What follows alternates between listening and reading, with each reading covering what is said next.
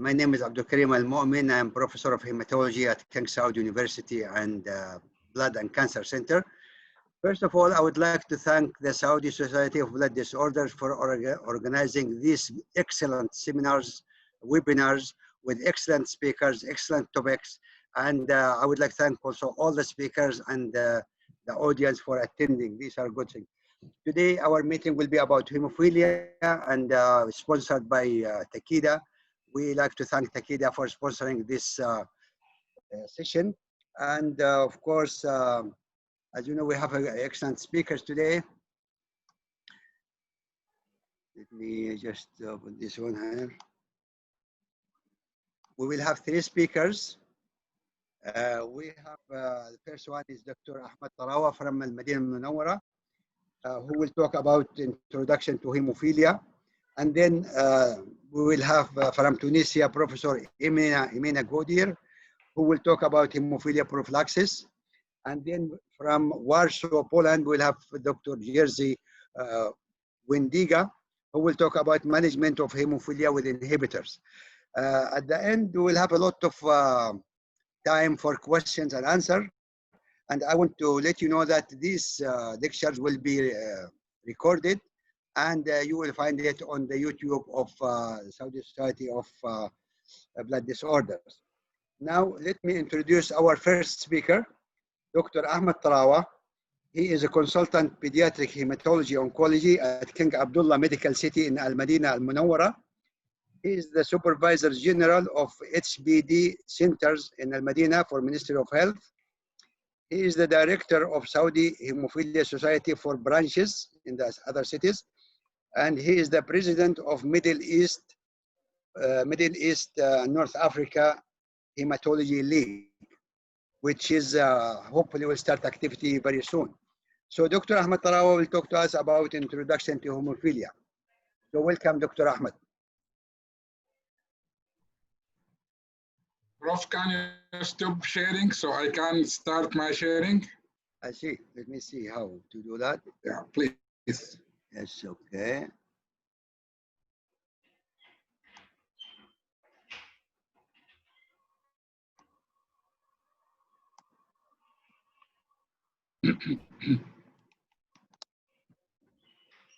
Trying to find the sharing. Stop sharing. The same screen, share screen, the same one, it will be in red. Stop sharing. Okay. That's good. Good.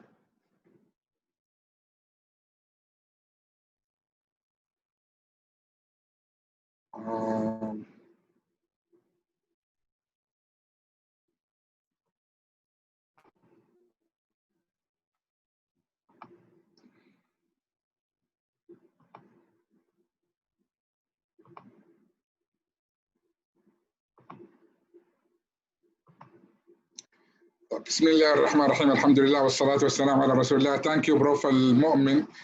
Prof. Almomen is the teacher for everybody, and he's the father of hematology in here. Thank you for this kind introduction. I'll go very quickly about the introduction to the hemophilia, and salam from Al-Madinah. Hemophilia has been mentioned earlier on in the Baroni record in Talmud. Records also, it has been mentioned that if there is a bleeding by circumcision, so the third boy will not be circumcised. And as Zahrawi is similar to our description nowadays for hemophilia, almost 3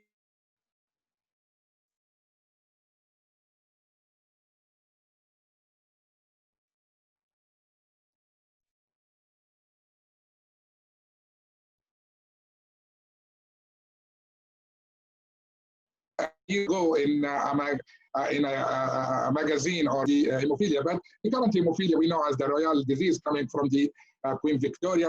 And this is some families from the European royal families whom has been affected with the hemophilia. Over years, people, they are talking about hemophilia and management of hemophilia, and we start with the management with whole blood, actually, early or late in 1880s or so, and subsequently we come with some purification of the factor concentrate till we go to the the non-fact for the gene therapy to be in the market soon, though it is almost somewhere there. It is an X-linked disease, so it affects males in majority, but the females, though, are suffering whom they are a carrier for the gene, and it is important to know the molecular genetic of the hemophilia so you can predict the severity, you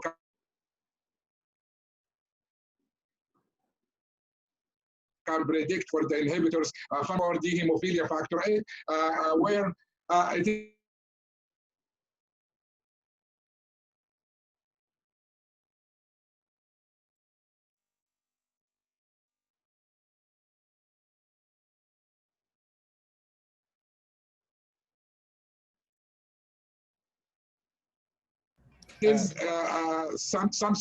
so the defect in SF factor 9. And this is the class we know that cofactor, factor 9, factor 10 by factor 9. Hemophilia divided into hemophilia A, which is factor 8 deficiency, hemophilia B, which is factor 9 deficiency, and hemophilia C, which is factor 11 and acquired hemophilia. And it's hemophilia A, it is the majority of them, it is 1 in 5,000, while hemophilia B, it is more rare, where it is 1 in 25,000 of the populations. We divide the hemophilia according to the level of the factor into severe, which is less than 1%, moderate, which is 1 to 5, and mild, which is more than 5, less than 30%. Previously, the lifespan for the hemophilia patient, it was not that similar to the normal population. Currently, they are catching up and they are living life like the others, and you have seen during the last WFH Congress and ISTH, people are talking about the elder hemophilia problems, which is a new era of hemophilia issues. Diagnosis-wise, usually you do the screening test for any bleeding disorder, and then you confirm it with the factor, say which will be low. You have to do mixing studies to rule out some antibodies or acquired hemophilias or whatsoever, and probably molecular genetics. It is good to be done for our patients. Hemophilia patient, they bleed from anywhere actually, but characteristically it is deeply seated bleeding, uncharacteristically it is joint and muscles bleeding. The serious type of bleed is the joint and muscle bleeding, but there is rarely they may suffer of life-threatening bleeding, intracranial or gastrointestinal or airway obstruction. The central nervous system bleeding, though it is rare, but it is reported. This is a study coming from the multi-center in the Gulf, where they have shown about the mode of delivery and related to the intracranial hemorrhage in the hemophilia patients. Airway obstruction, we haven't seen it in pediatric age group, but it has been reported in adult age group. GI bleeding, we saw it from time to time that somebody whom he has suffered of GI bleeding, and this is considered a life-threatening type of bleeding and need to be treated properly. Serious type of bleeding, it's hemarthrosis. This is the commonest type of bleeding in hemophilia and characteristic bleeding type of the hemophilia. Mainly, they will bleed in the knee joint, second to the elbow joint and ankle joint. This is the main joint will be affected by hemophilia. And be careful, any little amount of blood in the joint will lead to some sort of arthropathy. And previously, we talked about the clinical hemarthrosis. Now we are talking about subclinical.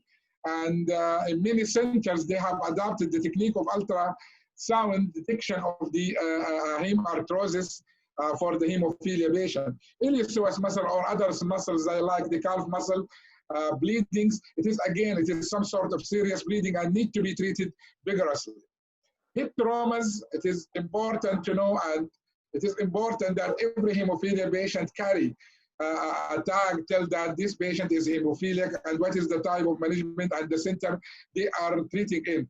Hematuria, another presentation in hemophilia, but again, they may suffer of mucocutaneous type of bleeding, epistaxis, or mouth bleeding. Subcutaneous bleeding, particularly in acquired hemophilia, it is common among them, but in hemophilia patients, it is more common among elderly hemophiliacs. The treatment option available for them, probably for the milder form, DDAVB will do the job. Plasma-derived factor 8 and factor 9, where we don't recommend it, but it is available for the people whom they would like to do so. Recombinant type, which is recommended and extended half-life has been proposed. Antibodies like emicizumab or frusteran or whatever coming in the future. 7A for the inhibitors, NBCC again for the inhibitors, and of course tranexamic acid and fibrin glow. Like every time I speak, always we have to have a comprehensive care team to treat those patients. And this is the core team has been proposed by the WFH, where we have to have this minimum team. Because of the hemophilia, it is the disease of the joint and muscles. So physiotherapists and MSK, musculoskeletal specialists, should be part of the team. Nurses, the hemophilia nurse, the trained hemophilia nurse, actually this is the queen for the whole team, and she is the body whom dealing with the whole problems in hemophilia management issues. This is some historical, though we have seen it in the early on, but still we do see some patient with some feature of this. This is not the picture we would like to see among our hemophilia patient. This is what we would like to see them. Hemophilia patient in competition, in the Olympics, and so on. And we know many of them, they do some Olympics game, cyclers or so, where they have win some medals. So this is the models we are looking for in our hemophilia treatment group. Hemophilia arthropathy, it is a serious problem, and as I said earlier on, it should be managed earlier on, and it shouldn't be left to have such a complication or to go for the replacement or so, orthocentesis. And once you discover a mild type, you need to treat that with a radioactive or so. I don't have enough time to go over the hemophilia arthropathy, but it should be managed very good. Prophylaxis, it is favorite of mine. Emna, she will talk about prophylaxis and inhibitors. Prof. Jerzy will talk about it. Home therapy, it's a big issue here in Saudi Arabia and a big concern. Alhamdulillah, here in Medina, it's a nightmare for us 10 years ago, but now 100% of our patients, they are on home therapy. But everybody here in this room should think about the home therapy for their patient once again, and every hemophilia patient should self-infuse himself with factors or somebody in the families, and this is some example from Medina Center. Gene therapy, again, I don't have time to speak about it, but Dr. Firas Al-Freih, the president of the society, promised that he will have a session on gene therapy for hemophilia. This is the first patient whom he had gene therapy, Mr. Sebastian, in London by Professor Edward Tottenham and Prof. Almomen. He remembered this visit when we were there, and I hope that I finish on time. This is the guideline, Saudi guideline, and Gulf countries guideline for hemophilia. You will find it published in the Google Scholar or so. So thank you, and on time, alhamdulillah. Thank you, Prof. Thank you very much. Of course, inshallah, the question will be at the end of the sessions. And now we'll call Dr. Emna, Professor Emna from Tunisia. She is Professor of Hematology at Medical University of Elmanar in Tunis. She is the head of Hemophilia Center at Aziza Othmana Hospital, and she is the president of the Tunisian Society of Hematology. Actually, she has many activities in all hematology, but particularly in hemophilia, because in their center, they have about 600 cases of hemophilia and other bleeding disorders. So Professor Emna, please go ahead.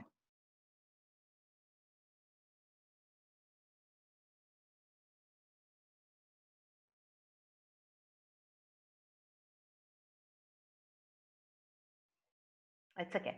So thank you very much for the introduction and thank you very much for the invitation. So my talk will be on prophylaxis in hemophilia. So just for the beginning, I cannot move the slides. Yes, okay. So for the beginning, prophylaxis is the regular administration of a therapeutic product in order to maintain correct hemostasis to prevent bleeding, especially joint hemorrhage in hemophilia.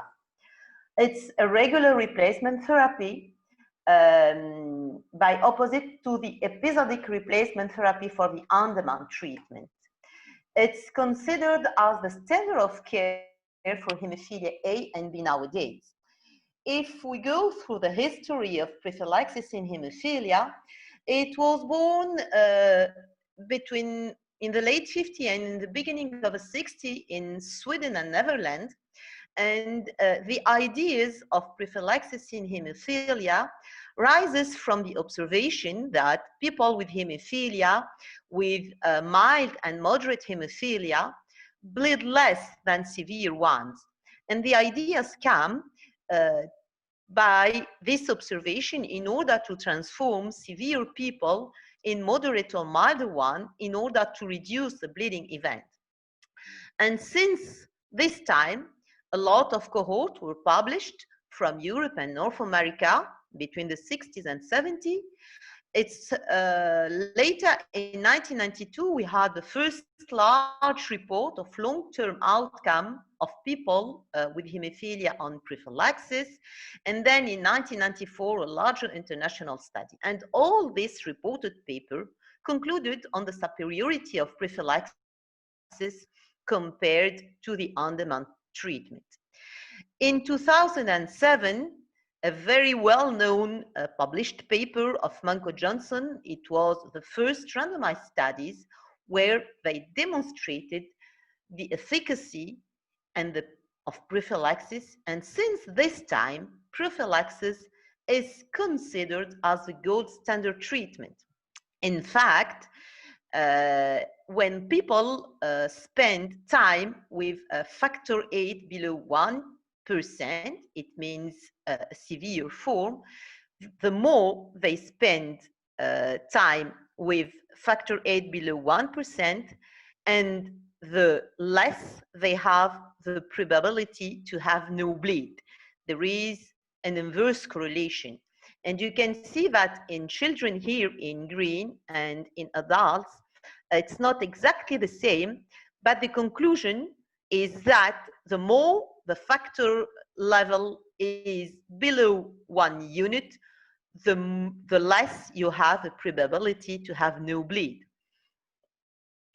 So then many concepts of prophylaxis were born: the primary prophylaxis, the individualized prophylaxis, the higher flow level, the non-replacement therapy.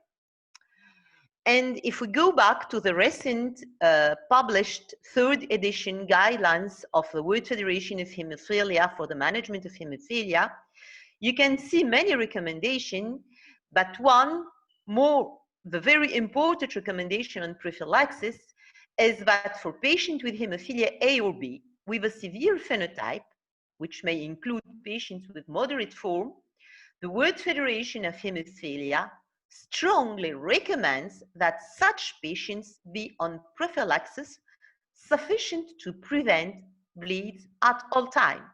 So prophylaxis is a recommendation of treatment for people with hemophilia. But there is a little remark: for countries where there is a health constraint, the World Federation of Hemophilia still advocates for the use of prophylaxis over episodic therapy and recognizes that less intensive prophylaxis may be used, and they refer essentially to the low-dose prophylaxis. Now, to have prophylaxis for people with hemophilia, we need minimal requirements, some of which were cited by the previous speaker. So we must have a regular supply and access to the safe replacement therapy. We'll need the concept of a treatment center with healthcare providers and the concept of multidisciplinary care with a multidisciplinary team. The home treatment must be developed and patient education also must be present. And we must be able to use outcome assessments in order to evaluate the efficacy, the efficiency of the prophylaxis. Now, when to start prophylaxis? According to the age and the period where prophylaxis is started, we define the primary prophylaxis, the secondary prophylaxis, and the tertiary one. The primary one corresponds to the start of prophylaxis before the joint disease, and it is before the second clinical evident joint bleeds and 3 years of age. The secondary prophylaxis is a regular continuous prophylaxis which is initiated after 2 or more joint bleeds, but before the onset of joint disease, and this is usually at 3 or more years of age. Whereas the tertiary prophylaxis is a regular continuous prophylaxis which is initiated after the onset of joint disease. Usually the tertiary prophylaxis is typically applied to prophylaxis commenced in adulthood or adolescence. So World Federation of Hemophilia, again, I will come back to this new recommendation published, the 3rd edition.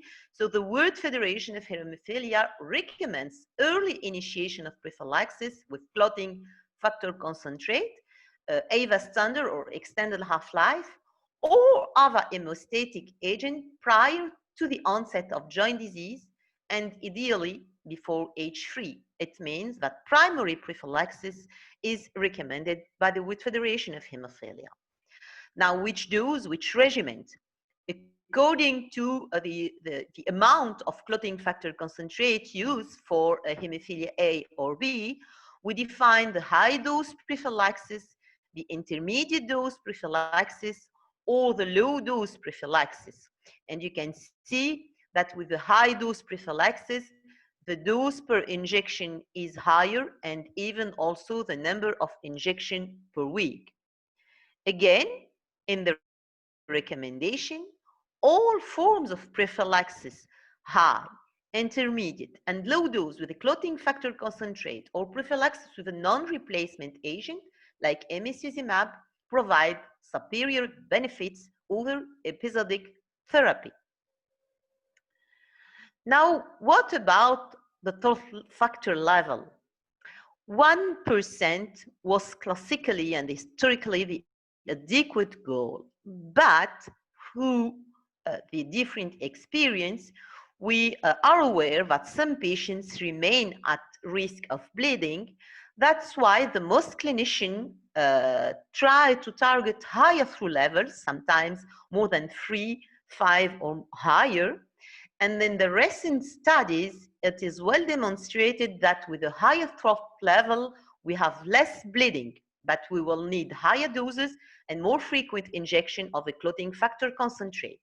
And this should therefore be personalized and based on the individual's activities, lifestyles, and pharmacokinetic. So prophylaxis should be individualized, taking into consideration patient bleeding phenotype, joint states, individual pharmacokinetics, and patient self-assessment and preference. So individualizing prophylaxis means that if patients continue to experience bleeds, their prophylaxis regimen should be escalated in dose or frequency or both to prevent bleeding. Again, in countries with significant healthcare constraints, the World Federation of Hemophilia still advocates for the use of prophylaxis or the episodic therapy and recognize that less intensive prophylaxis may be used. It just tries to strengthen on the place of prophylaxis in the treatment of people with hemophilia. So for the individualized prophylaxis or tailored prophylaxis or personalized prophylaxis, it will depend essentially on three patterns: the bleeding phenotype, the pharmacokinetic, and the physical activity and the joint states. For the bleeding phenotypes, there is some factors which can explain the interference on the bleeding phenotype. Two brothers with the same level of factor VIII can have difference in bleeding phenotype. And this difference may be attributed to genetic factors. It could be the hemophilic variants, the molecular patterns of hemophilia, the level of the other procoagulant factors and the anticoagulant proteins, also the inflammatory response that might impact a person's susceptibility to joint damage from bleeding. And there is other non-genetic difference. I have to go back.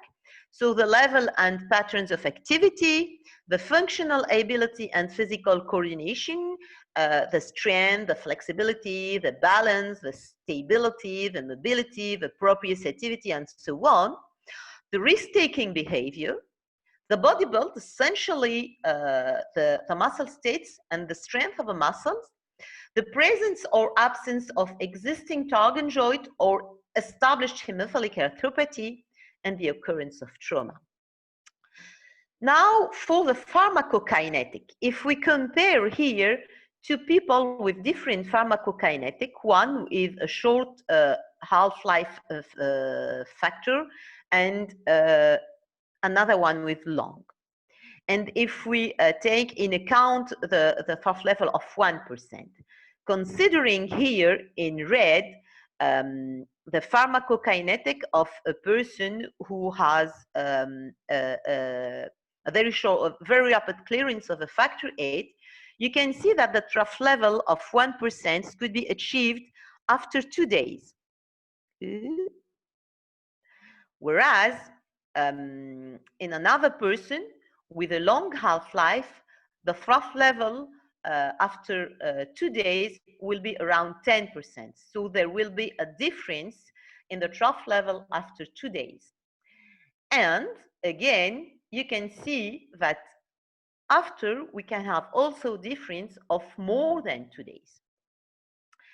In other words, people with long half-life have less chance to experience time with factor VIII below 1%, and so they have less chance to bleed, whereas people with short half-life with the same regimen will have more time spent with factor VIII level under 1%, and so they have higher risk of spontaneous bleeding. What about the physical activity? Do we need the same trough level? Do we need the same trough level for children who is playing in bicycle, or children playing with her mother, compared to a children who is playing soccer or snowboard, or a person who is not very physically active? So the pharmacokinetic will interfere. The peak will have protection against traumatic bleeds. Do all people have the same protection against subclinical bleedings, and so on?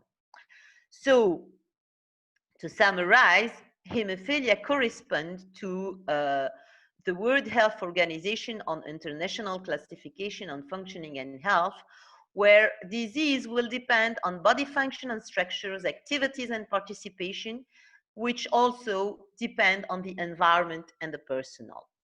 So for individualized prophylaxis, there is no single regimen to be proposed to everyone. Many aspects of prophylaxis can be individualized, and treatment must be tailored and adapt to patients' activities, bleeding phenotype, compliancy, and pharmacokinetics. And it's very important here to discuss with the people with hemophilia and their families in order to find the best regimen.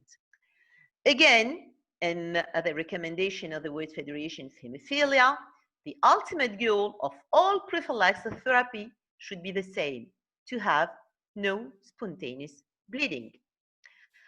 But with prophylaxis, you have some barriers. We all know, okay, prophylaxis is the gold standard treatment. How to implement prophylaxis in countries and in hemophilia center where it is not the practice, and how we can do against the barriers.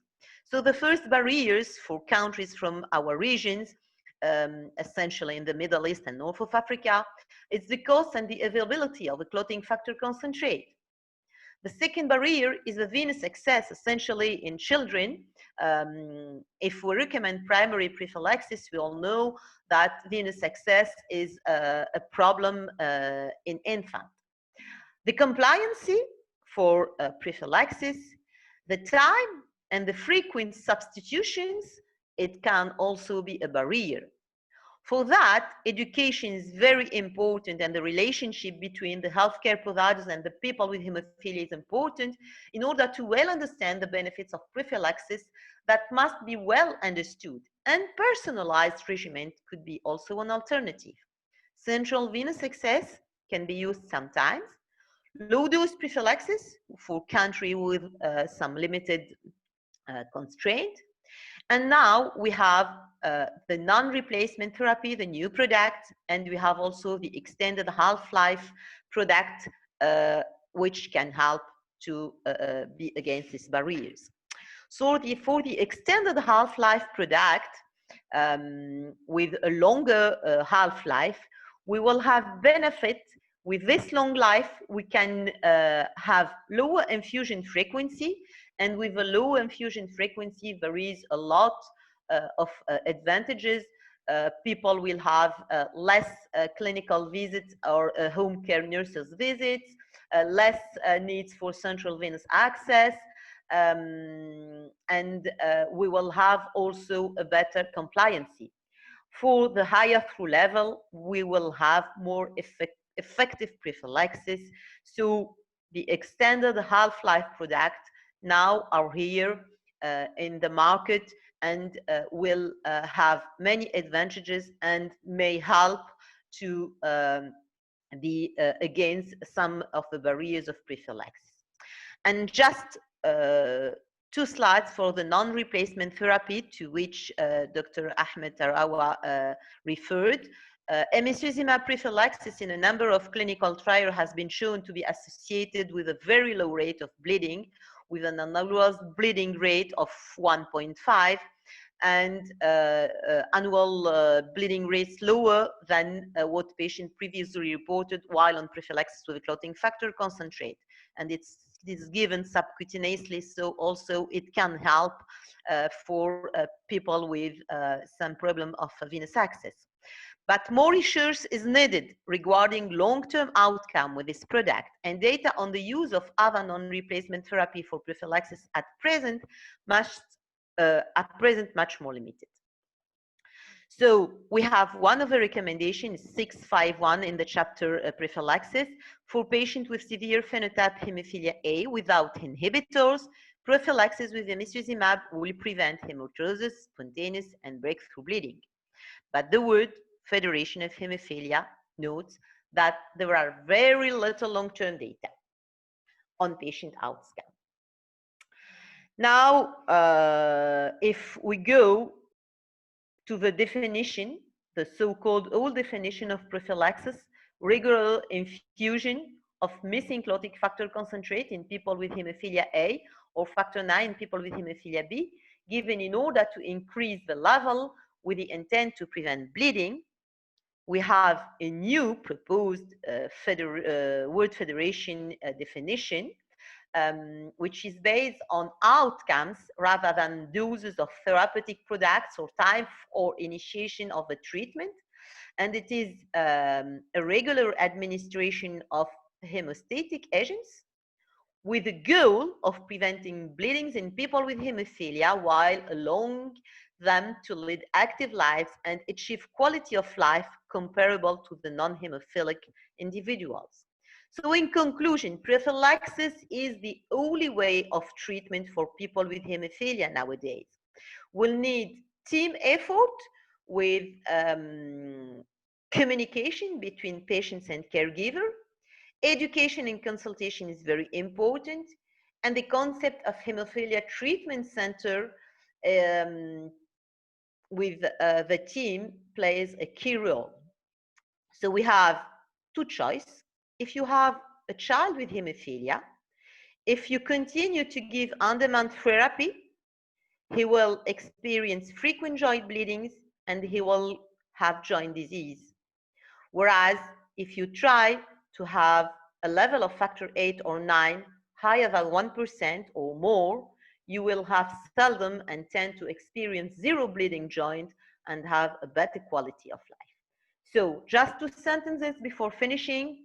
Prophylaxis is the only way of treatment for people with hemophilia, and it is the standard of care everywhere. And thank you very much for your attention. Thank you very much, Professor Gouider. Excellent review. It's excellent. Now, as I want to remind you, the question will be at the end. Now we'll go to our third speaker, Professor Jerzy Windyga. He is a professor of hematology and medicine in the Institute of Hematology and Transfusion Medicine in Warsaw. He has a wide experience and research in hematology at large, but particularly at hemostasis and thrombosis, with particular interest in hemophilia and antiphospholipid syndrome. So, Professor Windyga, please go ahead. Thank you very much. Thank you very much for kind introduction. And first of all, thank you very much for kind invitation. It is great honor for me to speak to you tonight. So my task today is to tackle with inhibitors in hemophilia. These are my disclosures. Let me start with a short reminder on the definitions of inhibitors.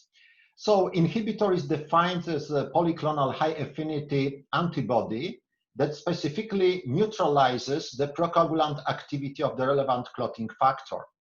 And as you see from this slide, we can distinguish 3 types of inhibitors. So-called low titer inhibitors with persistently below 5 Bethesda units per milliliter. So even the patient is exposed to a deficient clotting factor, the titer never exceeds 5 Bethesda units. The high titer inhibitors that are at any time at least 5 Bethesda units per milliliter. And finally, we can distinguish transient inhibitors, the inhibitors that disappear spontaneously, and normally the patient can continue the therapy with deficient clotting factor, and within a couple of months, the inhibitor disappear and the patient can be treated with deficient clotting factor concentrate. Of course, inhibitors are the most challenging adverse event associated with hemophilia treatment. As you see from this slide, inhibitors complicate treatment because bleeding no longer responds to standard replacement therapy, makes hemostasis more difficult to achieve, also makes surgery more hazardous, and can make prophylaxis not feasible. Also may lead to anaphylaxis in hemophilia B. I will not go into the details of hemophilia B tonight. However, it should be bear in mind that such complication can occur. And of course, finally, it increases significantly the cost of therapy. Here you see the objectives in the treatment or the objectives of therapy of patients with hemophilia complicated by inhibitors. So definitely our primary goal is to eradicate inhibitor, and this can be achieved through ITI, immune tolerance induction, which refers to the regular, frequent, prolonged exposure to clotting factor, of course with the goal of inducing peripheral tolerance to factor 8 when we talk about hemophilia A. Once the patient achieves tolerance, the patient can be put on long-term prophylaxis with deficient clotting factor. And of course, there is another aim, which is of course very important from the very beginning, the bleed management. We should do our best to prevent or to stop the bleeding complications. Here you see the current treatments that are available for hemophilia A patients with inhibitors. So we have two bypassing agents, FIBA, which is the mechanism of action is multifactor activated prothrombin complex concentrate that can be used on demand and prophylactically in our patients. Then the second bypassing agent is recombinant factor 7A, that is that can be used on demand. It's been also tested prophylactically, and I will mention later on one of the studies on that. However, it is generally prescribed for on-demand therapy. And finally, the most recent agent, monoclonal, this is monoclonal antibody emicizumab or trademark Hemlibra, which is used for routine prophylaxis. Hemlibra is, of course, not for management of bleeding problems in terms of treating bleeding problems, but this is just to prevent bleeding occurrence. In this slide, on this slide, you see the comparison of recombinant factor 7A with APCC, with FIBA. So you see there's, of course, some differences, and I'd like to highlight some of them, the differences between both products. So for instance, half-life of recombinant factor 7A is very short, about 2-3 hours, whereas the half-life of APCC is about 8 to 12 hours. The infusion volume is very small for R7A, while for APCC is relatively big volume, about 90 milliliters. So of course the infusion takes more time when we infuse APCC. The dose and the frequency you see on this slide, of course, factor 7A, because of short half-life, must be infused very frequently in a patient with severe bleeding problem, even every 2 to 3 hours. For patients with who receive APCC, the therapy consists of when we treat severe bleeds, we have to repeat every 8 to 12 hours, and the maximum daily dose should not exceed 200 units per kilo. The efficacy is very similar, in fact. With respect to prophylaxis, we have much more experience with APCC, and the efficacy of APCC is about 62%, which is really not bad. And I will come back to this in a couple of minutes. Here you see the treatment algorithm for bleeding in patients with congenital hemophilia A and inhibitors. So our decision how we should treat bleeding problems in patients with hemophilia A and inhibitors depends on three aspects. First, the severity of bleeding. Second, the current inhibitor titer. And the third, whether the patient is low or high responder, whether the patient produces plenty of antibodies after exposure to factor 8 or not. If the patient produces a lot of antibodies, then of course the patient meets the definition of high responding. And as you see, for those patients who have a high inhibitor titer, we have to choose between FIBA and Novo-7, because if the inhibitor titer is above 5 Bethesda units, then of course high doses of factor 8 are ineffective. However, for those patients who are low responder without anamnestic response, of course we can use high dose of factor 8 under laboratory control of factor 8 activity in patient plasma. Of course, in some patients, namely high responding patients, however, with current low inhibitor titer, we can use also high dose of factor 8. However, we should use them only for those patients who suffer from severe bleeds, because we believe that use of high dose of factor 8 may be more effective than use of bypassing agents. And of course, in those patients with severe bleeds with current low inhibitor titer, we can control with lab tools. I mean, we can just measure factor 8 activity in patient plasma and make sure that we treat the patient adequately. If the patient is suffering from mild bleeding problems, then Even if the patient has low current inhibitor titer is very low, however, the patient is high responder, we should use rather bypassing agents, because after exposure to factor VIII, the anamnestic response occurs, and then, of course, we can't use factor VIII, for instance, if the patient develops very severe bleeding problems in relatively short time period after use of high dose of factor VIII. So this algorithm is very useful for practical reasons.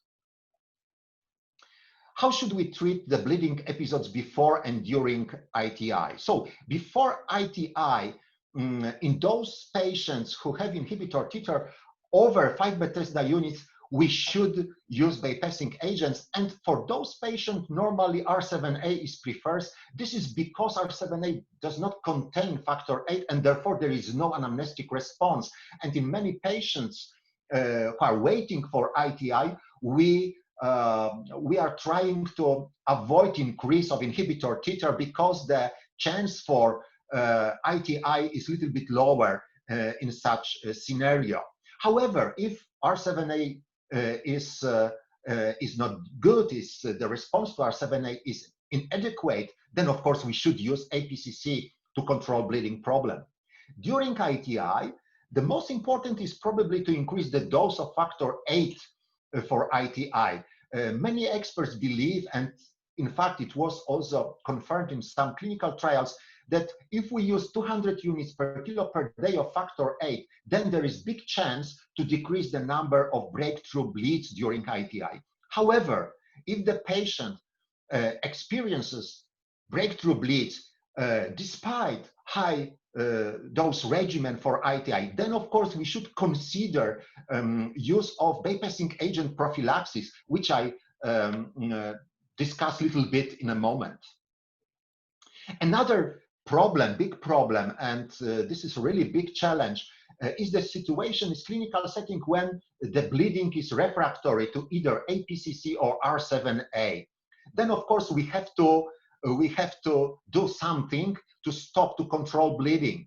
Of course, we can increase the dose, keeping in mind that the maximum dose of FIBA is 200 units per kilo per day. Then, of course, we may shorten the intervals between doses. Sometimes it can be very helpful.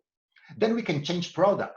So in really comprehensive hemophilia treatment center, if we have patients with inhibitors, we should have access to both products, because in some patients, the good response to one product stops at a certain time point, and then we have to switch to another product. Then, which is a little bit experimental, nevertheless, it's been described by several experts. The next option is the so-called sequential therapy. So use of APCC and R7A, or even concomitant infusion. So we infuse both products at the same time. However, the latter option can be dangerous, because such treatment is very thrombogenic, which I try to explain on the next slide. Then, of course, we can add tranexamic acid to APCC. It is not, I would say, generally accepted strategy. Nevertheless, there have been some publications on that, and it's been proved that such therapy is safe. There is no increase of risk of thrombotic complications. And finally, but this is purely experimental, combination of APCC and factor VIII, even in those patients with high titer inhibitor, it can be helpful. However, it is experimental therapy or option.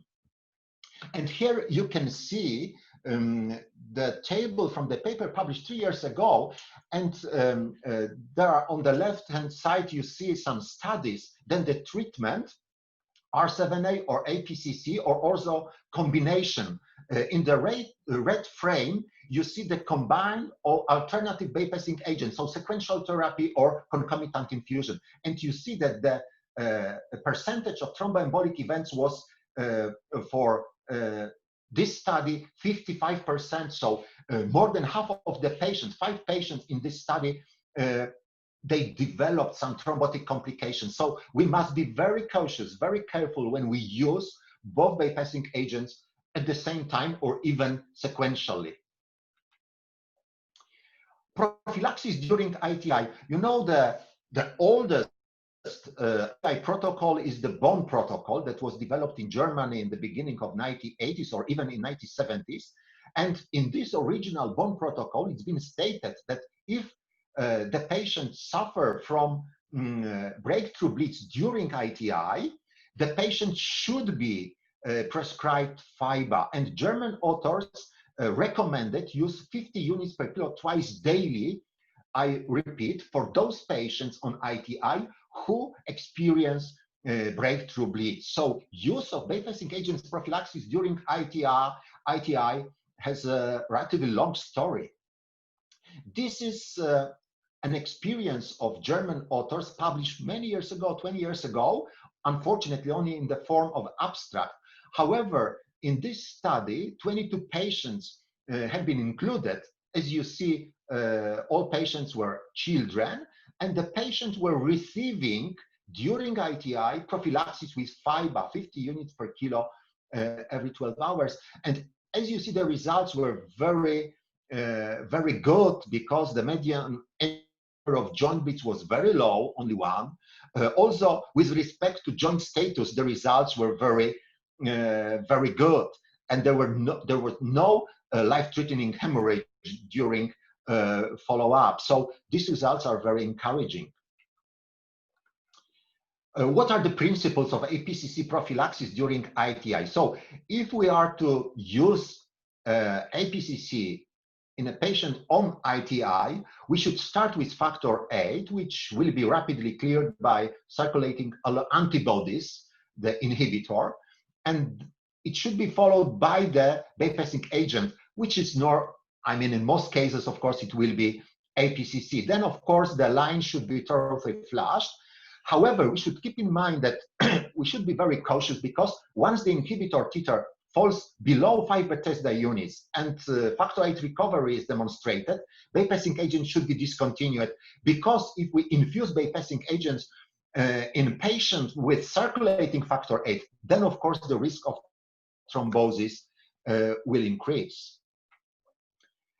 Okay, unfortunately, in about 30, even 40% of patients who are on ITI, unfortunately, ITI fails. And in those patients, we have to focus on use of hemostatic agents to control bleeding problems. And in those patients, we can consider use of bypassing agent prophylaxis. And here you can see the table with 3 randomized studies in which R7A in the upper part of this table and APCC, 2 studies at the bottom of the table, are presented. I'd like to spend a little bit time on a study called ProFiber, because my center participated in this study. As you see, 26 patients have been included into this study, and the patients were receiving APCC 85 units per kilo, plus minus 15% on 3 non-consecutive days per week. The patients were observed in total for 15 months, because they were controls for themselves. So they received APCC prophylaxis, then there was 3 months washout period and 6 months of on-demand therapy. And as you see on the right-hand side, you see that the reduction in the number of bleeding episodes ranges from 61 to 72%. So the reduction during prophylaxis period as compared with on-demand therapy was in fact impressive, was very good.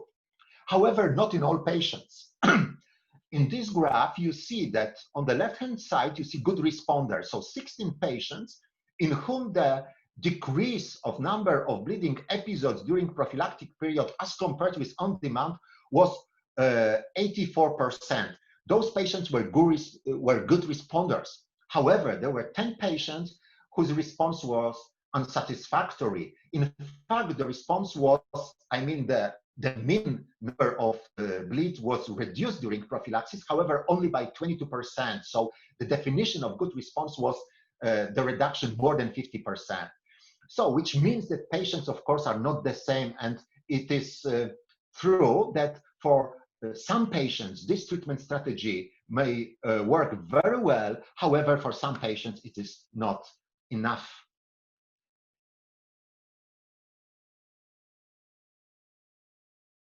Surgery, I mean, this is really a big challenge. Of course, if we talk, I will focus on hemophilia A. If we talk about low responders, then of course, in many patients, we can use high doses of factor VIII concentrate with lab monitoring of factor VIII activity in plasma, and this should work very well. However, for those patients who are high titer, who are high responders with high titer inhibitors, we have to choose between R7A and APCC. And of course, it is really up to the experience of the center, of the physician. This is also experience of the patient. With which product should we start the surgery? You can either start with R7A or APCC. However, if you are to perform major surgery in patient with high titer inhibitor, definitely you should have access in your center. You should have access in your center to both bypassing agents. I mean to R7A and APCC, because it can happen that you will need to switch from one bypassing agent to the second. And finally, I'd like to address this, I believe, very exciting issue, the role of bypassing agents in the era of emicizumab. So here you can see the table from the paper published in 2017 in New England Journal of Medicine, the results of the HEAVEN-1 study. So the first study published, first study on emicizumab, published 3 years ago, in which, I mean, in this study, it was demonstrated that emicizumab prophylaxis is extremely efficacious in patients with inhibitors. In this table, you see 24 patients who had been treated, of course, with emicizumab during the study, but those patients had been treated prophylactically with bypassing agents prior the emicizumab prophylaxis. So for those patients, we can compare efficacy of bypassing agent prophylaxis with emicizumab prophylaxis. I should stress that, you know, that the bypassing agent prophylaxis was not one regimen. There were different agents and they were different regimens. So it was really, we can't say that we compare, you know, emicizumab prophylaxis with strictly described bypassing agent prophylaxis. Nevertheless, what we can see and what we can conclude from this table is that among 24 patients, only 3 patients in the blue frame had 0 bleeds with both bypassing agent prophylaxis and emicizumab. The first 7 patients in the red frame, you see those patients who experienced some bleeding problems, breakthrough bleeds during bypassing agent prophylaxis, but also during emicizumab prophylaxis. And in the green frame, you see 14 patients who did not experience any bleeding problems during emicizumab prophylaxis. However, they experienced some problems during bypassing agent prophylaxis. Some problems means breakthrough bleeds. So emicizumab is extremely efficacious. Nevertheless, some patients on emicizumab will experience breakthrough bleeds. And we should keep in mind that having access only to emicizumab, we are not able to provide the patient with optimal therapy. The safety aspects of Hemlibra use are very important, because for the first time in HEAVEN-1 study, some very severe complications in hemophilia patients been described. I mean, there were some thromboembolic problems, but in 2 patients, thrombotic, even in 3 patients, thrombotic microangiopathic episodes developed. And as far as I know, before this study, there were no reports on TMA in hemophiliacs. But what became clear after post hoc analysis. In this table, you see that some patients, 20 patients, were receiving, being on Hemlibra, they were receiving APCC for some breakthrough bleeds. There were 79 treatment episodes, so when those 20 patients received APCC. And as you see from the table, on the red background, you see there were 8 treatments where patients being on Hemlibra received APCC with the dose more than 100 units per kilo per day for more than 24 hours, for more than 1 day. And 5 out of 8 such episodes end up with thrombotic microangiopathy or thromboembolic episodes, which means that we can't combine higher doses of FIBA for longer period of time with Hemlibra. This is very important. This is very important observation from the Heaven 1 study. In the upper part of this slide, you see the quotation from the paper published last year by Galia Levy that there were no thromboembolic problems and no microangiopathy in patients on Hemlibra who received R7A, which is very encouraging information. On the other hand, I also present here the quotation from Mike Macri's paper, also published last year, that we should keep in mind that patients with a high risk of thrombosis were excluded from entering the trials, the Heaven program, so the trials where the patients were receiving Hemlibra, and of course those who experienced breakthrough bleeds also received bypassing agents. So not many of the recombinant factor 7A treatments were used in the setting of sepsis, surgery, major trauma.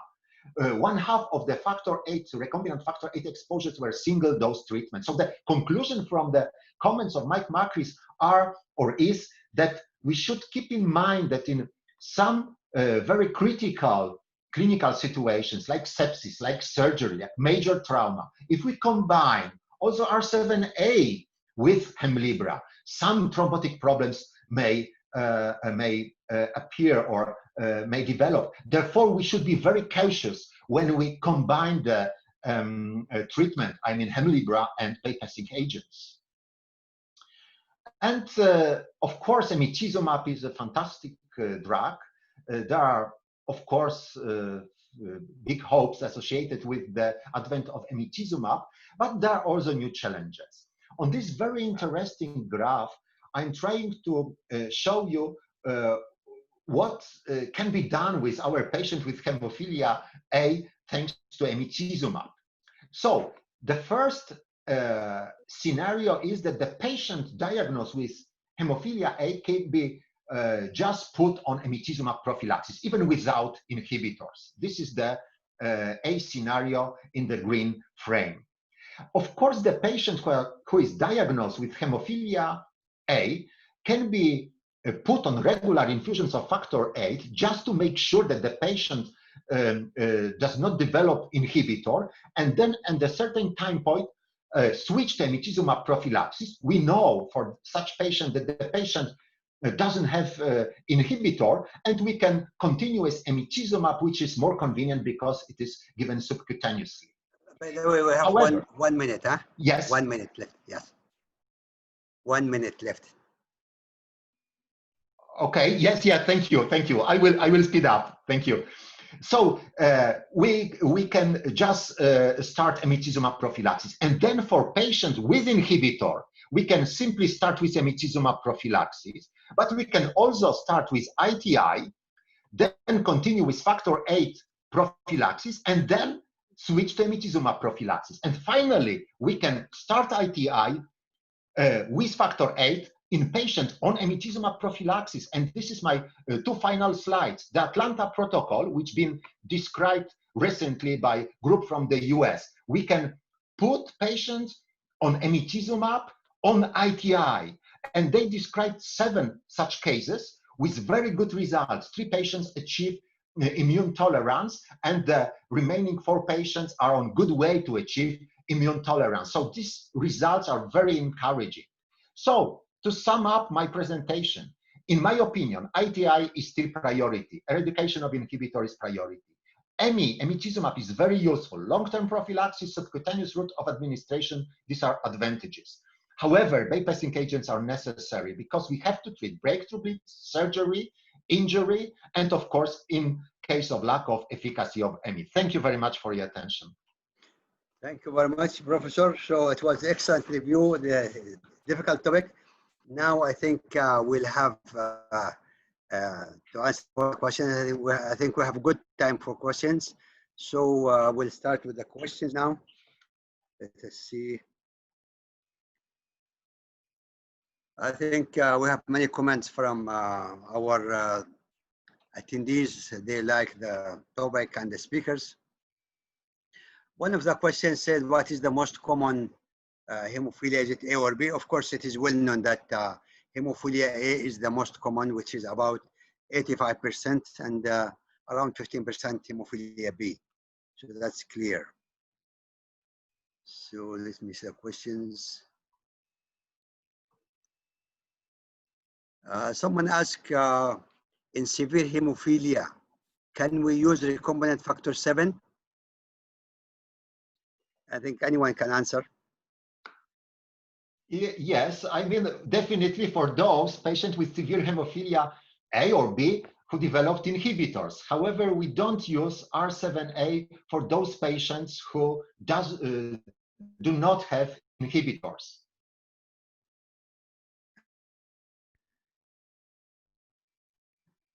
Someone is asking, what is the mechanism of action of emicizumab? Yeah, probably some of us can answer. Yeah, Emna, please go ahead. No, this is for you, Jerzy, I said. I said this question is for you. So yes, this is good question. I mean, emicizumab is monoclonal antibody which binds to activated factor 9 and factor 10 and activates factor 10 to factor 10A, and thanks to that, of course, the thrombin is generated, and of course the hemostasis is restored. And if I can add one or two sentences, you know, those thrombotic complications are explained thanks to this, I mean, knowledge on the mechanism of action of emicizumab, since fiber contains both factor 9A and factor 10. So if you infuse too much fiber, then of course, emicizumab is producing a lot of thrombin, and because of that, the thrombotic complications may occur. On the other hand, if we use very low dose of fiber, it can happen that it will be very effective for those patients, but we don't know what is the safe and effective dose of fiber. This from one of our participants, Hadif Skuri. Question for Professor Gouider. What is the risk to develop inhibitors between prophylaxis and at-demand protocols? Thank you for the question, Hadif. Prophylaxis should be a kind of protection for the development of inhibitor. It may work like a tolerization to factor 8. When you receive factor 8 regularly, this may protect you, but the risk for the development of inhibitor is multifactorial risk, and people with a severe risk factor of developing inhibitor, even if they receive such treatment or another treatment which is known to be more at risk and so on, may develop inhibitors even if he is receiving prophylaxis. But usually prophylaxis should be considered as a protective treatment for the development of inhibitors, whereas some people with multi-risk of development of inhibitor, they will develop inhibitors.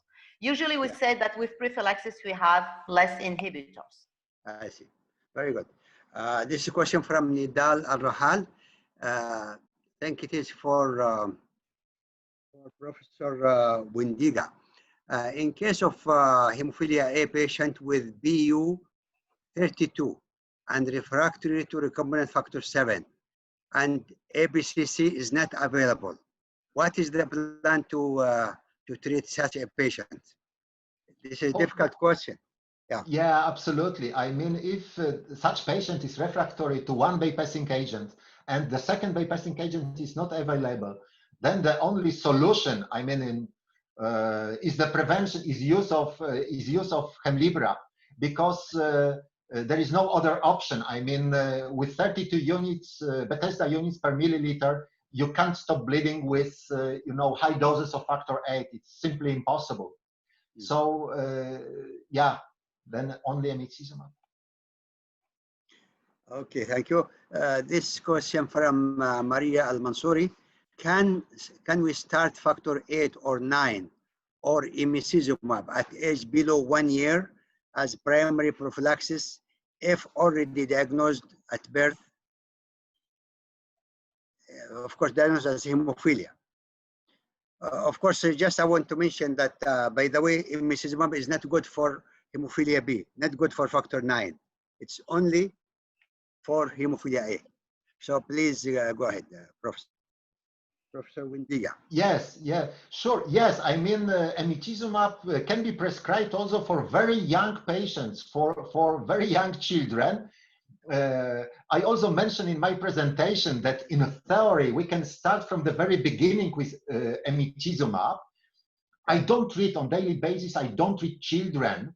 And in Poland, emicizumab is available, however, only for patients with inhibitors. We don't use for patients without inhibitors. And this is mostly because of cost of therapy. I mean, if you compare with bypassing agent, yes, but if you compare with replacement therapy, then it is too expensive simply. However, in theory, yes, of course, if the patient is very young, without good venous access, then of course emicizumab is a good option. But I want to stress the last sentence. I'd like to stress that in my opinion, we should do our best to make sure that the patient is not developing inhibitor. I mean that the patient is tolerant to factor 8. This is extremely important. It's really better to eradicate inhibitor than live with inhibitor and anyway, thank you very much. I think let's remind our attendees that emicizumab can be used in factor 8 inhibitor or factor 8 without inhibitors, because in patients who have very difficult vascular access, because it is given as subcutaneous. And therefore, if we have a patient who we cannot get vascular access, probably we can use emicizumab because it is subcutaneous and long-acting. True. Yes. The question. This is a question. Say, what is the gold standard for investigation of hemophilia patients? I think this is good for Dr. Ahmed Tarawah. What is the standard of investigation? The question is that what is the gold standard to investigate patient with hemophilia? Well, if he is non-patient with hemophilia, is different. But when somebody has a bleeding and you need to investigate this, you will start with the screening, which is BT, BTT, BFA. So it will guide you where to go for everything is normal except BTT. So you'll do factor 8 and factor 9 level. When you have one of them is low, this is hemophilia 8 or 9. And then you will go for molecular genetic to confirm it. And it is important to know some more issues. Probably this is what you need to do. Right. Okay, I think I don't see any more questions. Probably if you want to ask each other some questions, you are allowed. Well, actually, I want. Good. Yeah, as far we have some time. So this is again one of the question or discussion about the prophylaxis, that the prophylaxis can lead to the inhibitors. Right. And probably Emna, she did answer that, but still people they are asking Emna that prophylaxis will lead to inhibitors. Particularly our friend in the adult side, they believe that prophylaxis will lead to inhibitors. No. I see. Jerzy, do you think so? No, I mean, my experience is that prophylaxis is very good, and definitely we do not observe in adult patients, we do not observe inhibitors because of prophylaxis.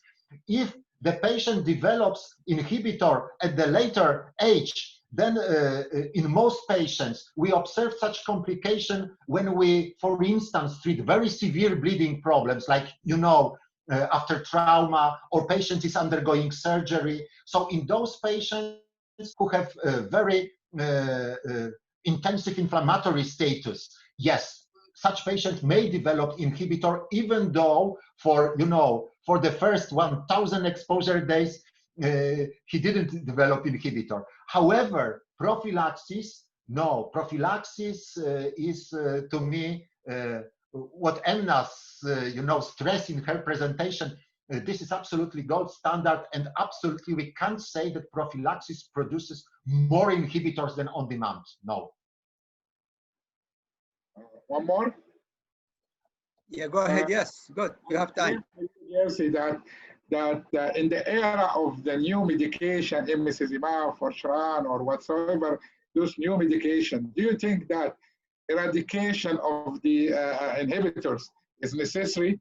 So somebody has inhibitors, so leave it and start emicizumab. Thank you, very good question. Yes, I believe that eradication of inhibitor is priority. You know, in the Heaven 1 study, I had 7 patients, and 2 of those patients developed some thrombotic problems during Heaven 1 study, including the first TMA, thrombotic microangiopathy, developed my patient in this study. You know, when he developed TMA, of course, we didn't know about such, you know, danger. So to me, and in some patients, you know, even if you have access to R7A, some patients response may be unsatisfactory to R7A, then you have to switch to FIBA. And some patients require treatment with FIBA because of surgery, and, you know. So to me, the most important is to eradicate inhibitor. So this is absolutely priority. Once the patient eradicated inhibitor, if you have, you know, access to emicizumab, of course, you can also consider use of emicizumab for such patient, because it will be better in terms of quality of life, because lack of intravenous infusions and so on. However, if you are able to eradicate inhibitor, you should do that. You should do that. If you are, I mean, if ITI failed, for instance, 1 time, 2nd time, 3rd time, then of course emicizumab is absolutely the best solution. So we got some new questions. We got one question: how to treat thrombosis secondary to hemophilia replacement therapy? Like in emicizumab also, if you get thrombosis, is there any different from the usual thrombosis? Yeah, so for patients without inhibitors, normally it is recommended just to infuse the patient with deficient clotting factor and treat the same way as you treat patient without hemophilia because of thrombosis. So you infuse clotting factor, you restore hemostasis, and treat with anticoagulants. Right. However, for patients with inhibitors, oh my gosh, this is extremely difficult situation. I mean, normally in patients with inhibitors, we should avoid anticoagulants. However, if the patient develops, for instance, severe pulmonary embolism, yes, or very severe deep vein thrombosis, my gosh, I would look for solution. I mean, I would definitely closely follow the patient, and maybe I would repeat, you know, ultrasonography if I in case of deep vein thrombosis. If I see, you know, extension of thrombus, then probably I would take the risk and explain, of course, everything to my patient, and I would give a bypassing agent and use anticoagulants. But this is really, there is not good answer to this question, in my opinion. However, if I had the patient on emicizumab who develop thrombosis. It's also not easy, but you know, we believe that emicizumab gives the patient hemostasis protection at the level of more or less 15% of factor VIII activity. So this is comparable to mild hemophilia A. So maybe for such patient is relatively easier to give anticoagulants than for patients who is not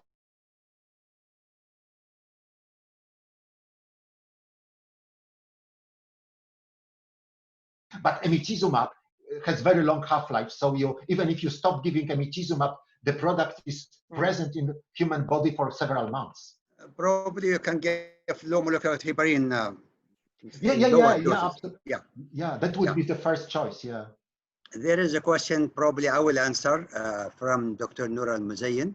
Can emicizumab be used to correct factor VIII before surgery? I think we know that emicizumab is used only as prophylaxis. It is not good for acute cases, and it is not good for surgery. Like even if someone is on emicizumab who needs surgery, you have to use actually the usual factors. But we have to keep in mind that testing is not appropriate. You have to have a special test for coagulation in such cases. Okay. Another question from Dr. Fawzia Ahmed. How long we should try ITI before we know we can label the patient as failure to ITI?